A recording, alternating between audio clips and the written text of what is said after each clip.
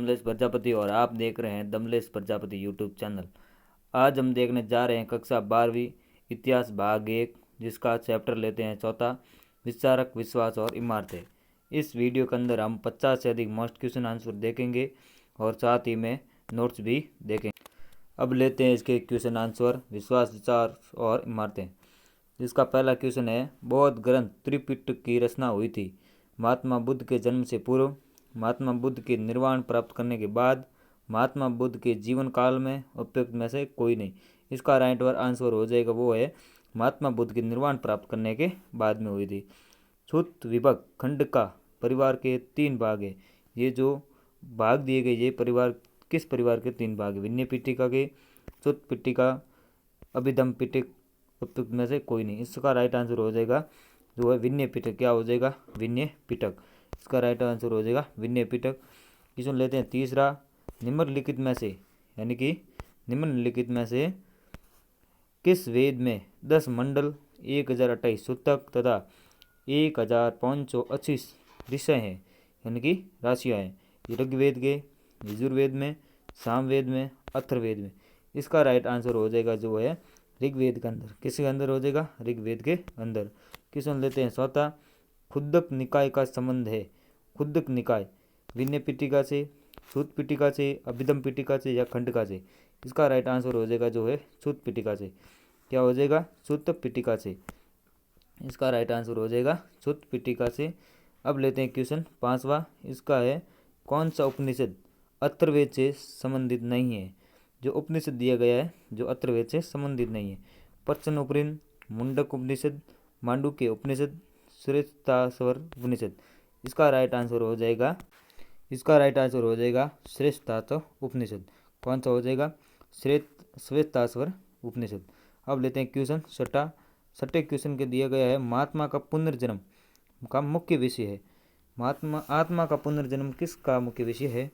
ऐतरेय उपनिषद का, कौपित्य उपनिषद का, तैत्तिरीय उपनिषद का या कोनोपनिषद? और इसका राइट आंसर हो जाएगा जो है कौन सा? कौपित्य की उपनिषद का। क्या? कौपित्य की उपनिषद का जो है जिसमें आत्मा का पुनर्जन्म का बारे में बताया गया है, किस प्रकार से पुनर्जन्म होता है। अब है सातवां, वर्धमान को महावीर अथवा जिन कहा जाता है, किसके कारण कहा जाता है? वर्धमान है इसको महावीर या जिन किसके कारण कहा जाता है? पूर्व ज्ञान प्राप्ति के कारण, अलौकिक शारीरिक बल के कारण, सुख दुख विजय पाने के कारण या बौद्धिक क्षमता के कारण? पहला है मतलब पूर्व ज्ञान प्राप्ति के कारण, पूर्व के अंदर ज्ञान होता है, अलौकिक शारीरिक बल, उसका शरीर है जो मजबूत है, बल है। और इसका राइट आंसर हो जाएगा कौन सा? सुख दुख पर विजय पाने के कारण। इसे क्या कहा जाता है? महावीर या जिन कहा जाता है। अब लेते हैं क्वेश्चन आठवें क्वेश्चन दिया गया, बुद्ध के अष्टांगिक मार्ग में कौन सा सिद्धांत नहीं है? बुद्ध के अष्टांगिक, सम्यक दृष्टि, सम्यक विश्राम, सम्यक वॉक, सम्यक चरित्र। इसका राइट आंसर हो जाएगा जो है सम्यक वॉक। क्या हो जाएगा? सम्यक वॉक जो है अष्टांगिक मार्ग में नहीं है। अब लेते हैं क्वेश्चन नौवें क्वेश्चन के अंदर दिया गया है, बुद्ध के उपदेशों का संकलन है। किसके अंदर संकलन किया गया बुद्ध के उपदेशों का? बुद्ध चरित्र में, छूत पिटक में, अभिधम पिटक में, विनय पिटक के अंदर। इसका राइट आंसर हो जाएगा विनय पिटक के अंदर। क्योंकि दोस्तों ये सवाल आपके परीक्षा की दृष्टि से बहुत महत्वपूर्ण है, क्योंकि ये प्रश्न आ सकता है कि विनय पिटक में क्या दिए गए, तो आप देख सकते हैं बुद्ध के उपदेशों का संकलन है। क्वेश्चन लेते हैं नौवें अंदर दिया गया है कि क्वेश्चन लेते हैं 10वें के अंदर दिया गया है, महावीर स्वामी ने जैन धर्म के सिद्धांतों में कौन सा सिद्धांत जोड़ा था? महावीर स्वामी ने अहिंसा, असत्य, ब्रह्मश्रेय, अपरिग्रह। इसका राइट आंसर हो जाएगा जो है ब्रह्मश्रेय। क्या हो जाएगा? ब्रह्मश्रेय है जो महावीर स्वामी ने जोड़ा था। क्वेश्चन लेते हैं 11वें क्वेश्चन के अंदर दिया गया है कि निम्नलिखित में से विद्वानों में से कौन सा सर्वप्रथम भारत में सबसे पहले कौन आया था? हैंगसोंग आया था, इब्न बतूता आया था, मार्को पोलो आया था या फिर फान आया था? इसका राइट आंसर हो जाएगा फान। कौन आया था? फान सबसे पहले आया था, जो शीनी यादरी है। अब लेते हैं क्वेश्चन 12वें क्वेश्चन के अंदर दिया गया है कि भगवान बुद्ध को किस स्थान पर ज्ञान बोध प्राप्त हुआ था? ज्ञान या बोध ये प्राप्त हुआ किस स्थान पर हुआ था? स्थान के बारे में बताना। वैशाली है, बोध गया है, सारनाथ है या कपिल वस्तु है? इसका राइट आंसर हो जाएगा कौन सा? बोध गया है जो पाटलिपुत्र के अंदर आती है, बोध गया। ठीक है, और नहीं पटना के अंदर आती है। अब लेते हैं क्वेश्चन 13वें क्वेश्चन के अंदर दिया गया है, निम्नलिखित में से कौन सा निर्ग्रंथ के रूप में विख्यात है? कौन निर्ग्रंथ के रूप में विख्यात है? आजीविका, लिंगायत, बौद्ध या जैन? इसका राइट आंसर हो जाएगा जो है जैन। क्या हो जाएगा दोस्तों? जैन। जैन है जो निग्रंथ, निग्रंथ यानी कि इसके कोई रचना नहीं लिखे गए नहीं है। कैनन ऑफ श्वेतांबर पुस्तक अंतिम रूप से किस स्थान पर संग्रहित की गई थी? स्थान के बारे में बताना है। वल्लभी के अंदर थी, कन्नौज के अंदर थी, इलाहाबाद में थी या पाटलिपुत्र के अंदर थी। इसका राइट आंसर है जो हो जाएगा दोस्तों वल्लभी के अंदर। कहाँ हुआ था? वल्लभी के अंदर इसका जो है अंतिम रूप से संग्रहित की गई थी कैनन ऑफ श्वेतांबर पुस्तक। ठीक है, क्वेश्चन लेते हैं 15वें क्वेश्चन के अंदर दिया गया है कि जो जैन आगम है वो लिखे गए थे, अवधि के अंदर लिखे गए थे, पाली के अंदर लिखे गए थे, प्राकृत में लिखे या मगधी के अंदर लिखे गए थे। और इसका राइट आंसर है दोस्तों, आपको कमेंट में बताना है, क्योंकि इसका आंसर मैंने यहाँ पर काट दिया है ताकि आप हमें कमेंट में ज़रूर बताएं। वीडियो का अच्छा लगा ये भी बताएं, और अच्छा लगा तो अपने दोस्तों के साथ शेयर करें। अब आगे देखते हैं हम नोट्स के बारे में देखते हैं दोस्तों। जो है 600 ईसा पूर्व से 600 ईस्वी तक चला था, इसका समय काल इसके बारे में हम देखते हैं। इसमें पहला पॉइंट है मान दार्शनिक के विचार भौतिक और लिखित परंपरा में संग्रहित हुए तथा स्थापत्य और मूर्ति कला से माध्यम से अभिव्यक्त हुए थे। जो मान दार्शनिक जो है विचार होते हैं वो परंपराओं के संग्रहित हुए थे, और स्थापत्य है मूर्ति कला है उसके क्या हुए थे जो है अभिलिप्त हुए थे। दूसरा पॉइंट है बौद्ध धर्म है जो बौद्ध धर्म के विश्वासों और विचारों को जानने का प्रमुख स्रोत है झांसी का स्तूप।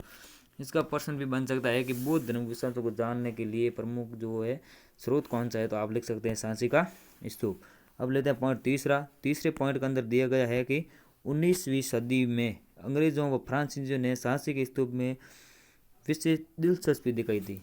हाँ, ये भी आ सकता है कि फ्रांसीसी और अंग्रेजों ने दिलचस्पी कब दिखाई थी और किसके अंदर दिखाई थी, जो 19वीं शताब्दी में दिखाई थी, और झांसी के स्तूप में विशेष दिलचस्पी दिखाई दी। अब लेते हैं चौथे पॉइंट के अंदर दिया गया है कि आरंभ में स्तूप वस्तु टीले होते थे। क्या होते थे? टीले। जो ये पवित्र बौद्ध स्थल है जहाँ पर आंगन के बीच समुद्र पर बुद्ध से जुड़े अवशेष जो गाड़ा जाता था, तो अवशेषों गाड़ा जाता था, वहाँ पर टीले बन जाते थे, इसीलिए वहाँ पर टीले होते थे, और फिर बाद में झांसी के स्तूप जो पक्का बनाए जाते थे। अब लेते हैं पांचवें के अंदर दिया गया है कि झांसी के स्तूप समय के संरक्षण में भोपाल के शासक शाहजहां बेगम और सुल्तान जहां बेगम का बहुत योगदान था। तो झांसी के स्तूप है उसको सुरक्षित रखने के लिए यानी संरक्षण के लिए किसका योगदान है? शाहजहां और बेगम और सुल्तान जहां बेगम, इसका महत्वपूर्ण योगदान रहा है। अब पॉइंट लेते हैं छठा, सातवां और आठवां। छठे पॉइंट के अंदर दिया गया है कि शाहजहां बेगम ने यूरोपियों को केवल स्तूप के तोरण द्वार की प्लास्टर प्रतिक्रिया ले जाने दी थी। सुल्तान जहां ने रख रखाव के लिए धन दिया, संग्रह गतिशील बने थे। यानी शाहजहां बेगम थी, उसने क्या किया कि यूरोपीय जो है सांस्कृतिक स्तूप के अंदर जो मूर्तियाँ हैं वगैरह वगैरह वो ले जाना चाहते थे, लेकिन उन्होंने उनको अपनी समझदारी के अनुसार उसको केवल और केवल तोरण द्वार जो बड़े बड़े द्वार होते थे बनाए जाते थे मूर्ति कला से, वही ले जाने दिए। वो भी प्लास्टर की प्रतिक्रिया लेने जाने दी, लेकिन और कुछ नहीं ला दिया था। और सुल्तान जहां ने जो है किस क्या किया था, उसने उस स्तूप के रख रखाव के लिए अपने संगठन से धन दिया था, संग्रहालय से क्या दिया, धन दिया था। और अतिथिशाला बनवाई थी। अतिथिशाला यानी बाहर आने वाले मेहमानों को रहने के लिए जगह दी थी। पॉइंट लेते हैं सातवां, ईसा पूर्व यानी कि ईस्वी पूर्व प्रथम शताब्दी के जीवन के रहस्यों को समझने के लिए जरथुस्त्र, खुगत्जी, सुकरात, प्लेटो, अरस्तु, महावीर, बुद्ध आदि चिंतकों का उदय हुआ था।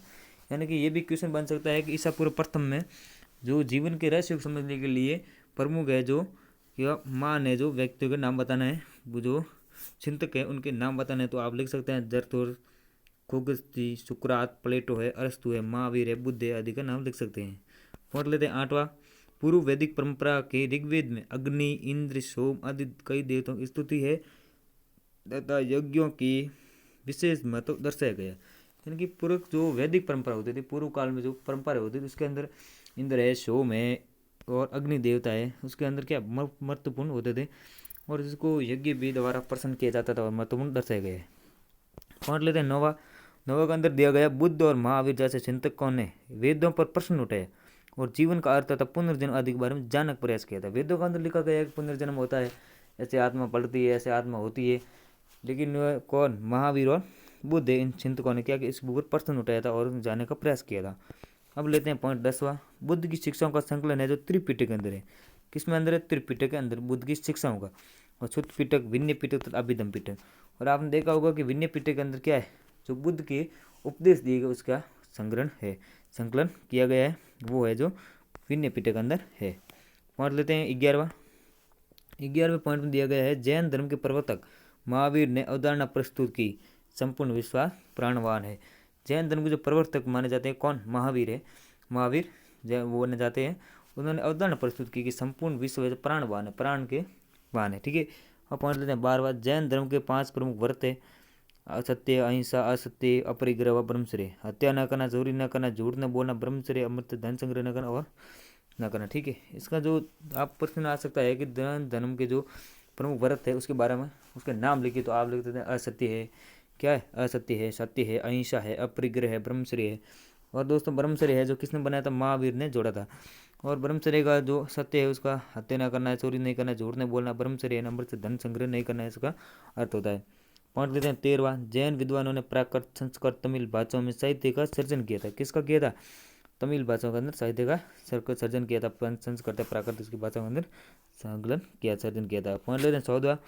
बुद्ध के संदेश सैकड़ों वर्षों के दौरान पूरे उपमहाद्वीप में और उसके बाद एशिया होते हुए चीन, कोरिया, जापान, श्रीलंका से समुद्र पार कर में मार, थाईलैंड और इंडोनेशिया तक पहुंच गए थे। इनके बुद्ध ने जो संदेश दिए थे वो बहुत कई वर्षों के बाद उसके मृत्यु के पश्चात जो उपमहाद्वीप यानी कि अपने क्षेत्र के होते हुए मध्य एशिया तक और मध्य एशिया से होते हुए चीन है, कोरिया है, जापान है, श्रीलंका से पहुँच गए थे। और अब देखते हैं आगे, देखते हैं अब पॉइंट देखते हैं 15वां।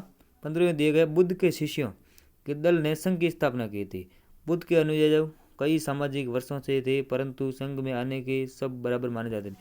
यानी कि आप देख सकते हैं कि संघ की स्थापना किसने की थी? जो है बुद्ध के शिष्यों ने की थी, जिसके अंदर बहुत प्रकार से युद्ध है वो अभ्यास है वो करे जाते थे। और अपने एक भिखारी की तरह यानी कि अपने जो होता है ना वो एक कहने मतलब जो साधु की तरह अपना जीवन यापन करते थे।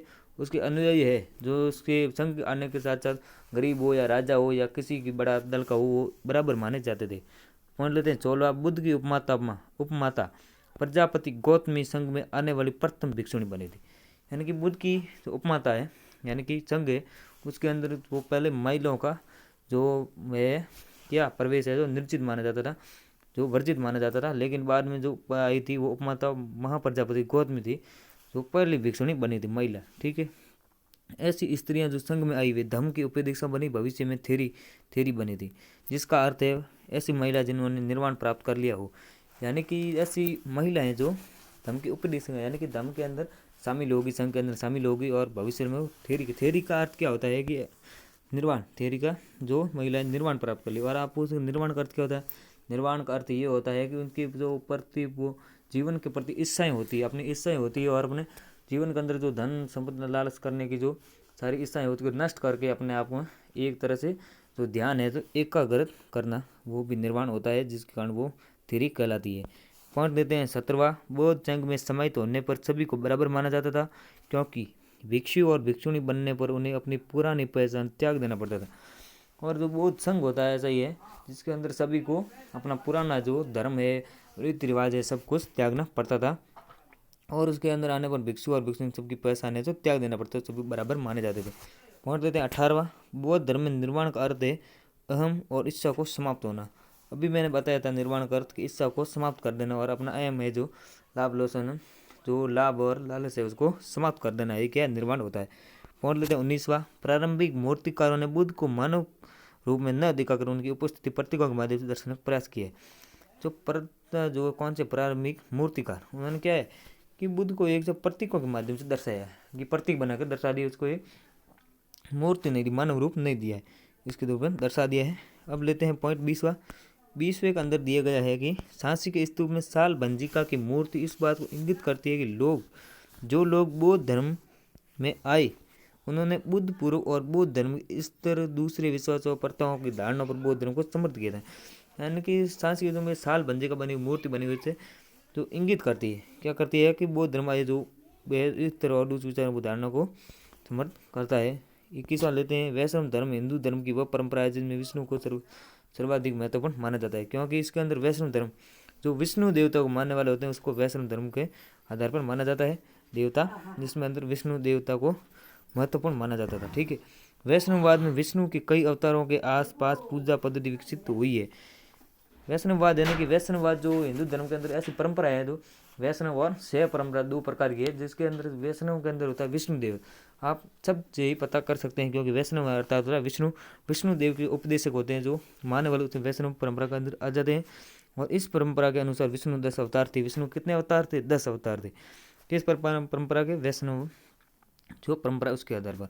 और शैव परंपरा में शिव को सर्वोत्तर परमेश्वर कहा गया है, माना जाता है। यानी कि अभी बताया कि शैव परंपरा होती है उसको शिव को मुख्य माना जाता है और शिव ही प्रमुख देवता होता है, इसकी उपासना होती है। फिर अब लेते हैं पॉइंट 23वां, महिलाएं और शूद्र साहित्य पढ़ने सुनने वंचित थे, जबकि वे पुराणों को सुन सकते थे। महिलाएं और शूद्र जो साहित्य यानी साहित्य अब लिखा जाते थे, ग्रंथ थे, उसको पढ़ने में वंचित थे। जबकि पुराण है जो उसको जो बाकी वाले महाराज है वो पढ़ते थे, उसकी सुन सकते थे, हेलो पढ़ सकते थे। तो चलो दोस्तों, आज का हमारा वीडियो यहीं पर समाप्त करते हैं, पूरा करते हैं। अगला वीडियो देखने के लिए हमारे चैनल को सब्सक्राइब कर दीजिए और लाइक ज़रूर कीजिए। और वीडियो अगर अच्छा लगा हो तो उसके अंदर कमेंट करके ज़रूर बताइए। और आगे ही इस प्रकार से नोट्स है और प्रश्न उत्तर है, इंपॉर्टेंट क्वेश्चन लाऊंगा मैं, और जो परीक्षा की दृष्टि से महत्वपूर्ण होते हैं उसके बारे में जानकारी के लिए हमारे चैनल को सब्सक्राइब कर दे और आगे से वीडियो देखते रहे। धन्यवाद।